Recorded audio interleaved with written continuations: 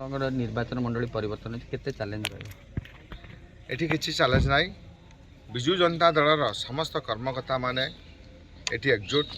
ये निर्वाचन मंडली हूँ विजु जनता दलर लगातार तीन थर विधायक प्रफुल्ल सामल को जयुक्त कर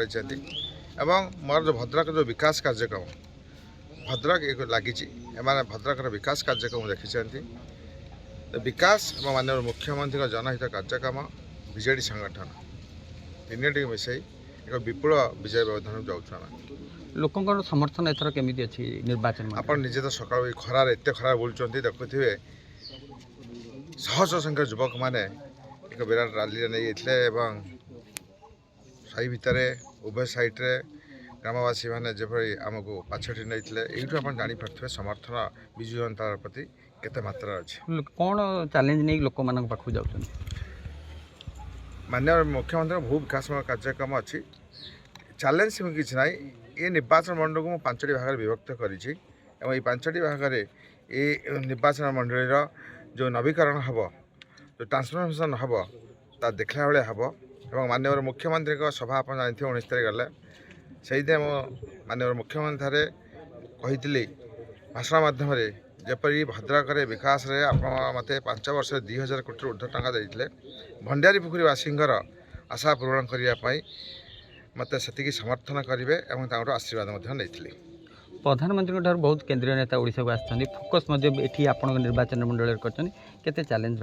किसी चैलेंज ना गोटे कार्ड नवीन कार्ड माननीय मुख्यमंत्री सहित समस्ते ओडिशावासी अच्छा आप आगु जानते जन्म ठार मृत्यु पर्यटन विभिन्न जनहित कार्यक्रम होता है इलेक्ट्रिक बिल मागणा आपा सहित छुआ पाठ पढ़ा झील छुआ 14,000 12,000 पुओ छुआ विजु स्वास्थ्य कल्याण योजना कार्ड समस्त एवं मिशन शक्ति मानक पेंशन ये केते योजना सबू योजना गोटे जड़े लोक जिते पुष्टि धरापुष्टि जन्म नौ निश्वास नौ से आम प्रिय मुख्यमंत्री ममता योजना सहित अच्छा एवं ता भीतर जिते साइकेल आसुची सबू योजना माध्यम लोकटी रोची शेष निश्वास त्याग करुच्ची पृथ्वी पृष्ठर से हरिश्चंद्र योजना माध्यम माननीय मुख्यमंत्री घर परिवार सहित सदस्य भली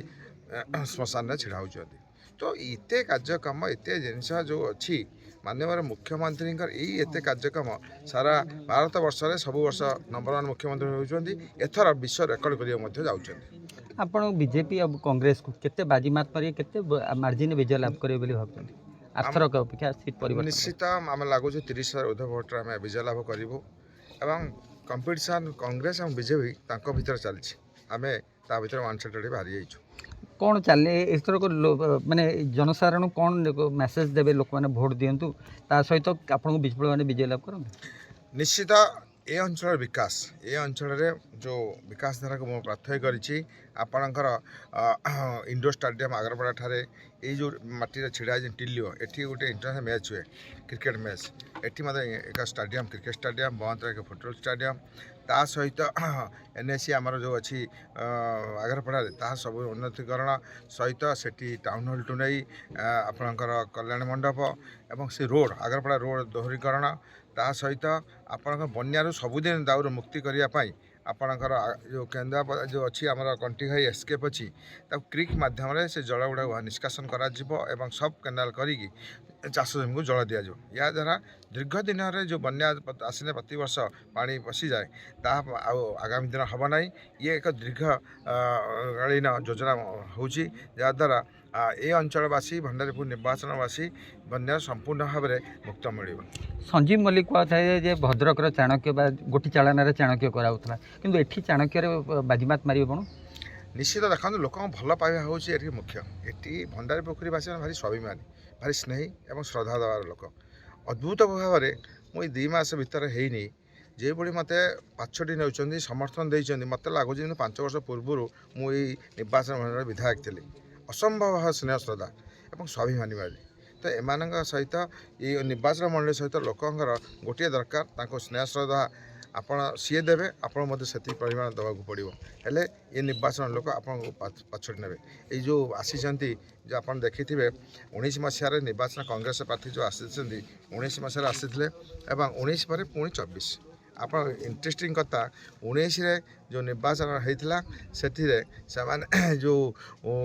पर କରୋନା ଆସିଲା ଏବଂ ବନ୍ୟା ବି ଆସିଛି ତା ଭିତରେ କେବେ ତାଙ୍କୁ ଦେଖାଯାଇନି। ଇଣ୍ଟରେଷ୍ଟିଂ କଥା, କଂଗ୍ରେସ କର୍ମୀମାନେ ଯେଉଁ ପଞ୍ଚାୟତ ଇଲେକ୍ସନ୍ ଲଢ଼ିଲେ ସେମାନେ ଯେଉଁ ଛାଡ଼ି ଦେଇଛନ୍ତି, ସେମାନେ ଯାହା ଭାଷଣ ମାଧ୍ୟମରେ କହୁଛନ୍ତି ତାଙ୍କୁ ମଧ୍ୟ ନିରଞ୍ଜନ ପଟ୍ଟନାୟକ ଛିଡ଼ା ହେଇନଥିଲେ ତାଙ୍କର ପଞ୍ଚାୟତ ଇଲେକ୍ସନ୍ ବେଳେ। ଯେଉଁ ବ୍ୟକ୍ତି ଯେଉଁ ନେତୃତ୍ୱ ଯେତେବେଳେ ନିଜ ଦଳର କର୍ମକର୍ତ୍ତା ଏବଂ ନେତାମାନଙ୍କୁ ଛାଡ଼ିକି ପଳେଇ ଯାଉଛନ୍ତି ପଞ୍ଚାୟତ ଇଲେକ୍ସନ୍ରେ, ସେତେବେଳେ ଏ ସାଧାରଣ ଲୋକଙ୍କ କଥା କିଏ ବୁଝେ? ମଝିରେ ଆପଣ ଜାଣିଥିବେ ମିଛର ଦେହ ଖରାପ କହି ମେଡ଼ିକାଲରେ ରହିଗଲେ, ଏଠି ରହିଗଲେ, ଛିଡ଼ା ହେବେନି, ତାଙ୍କ ଦେହ ଖରାପ।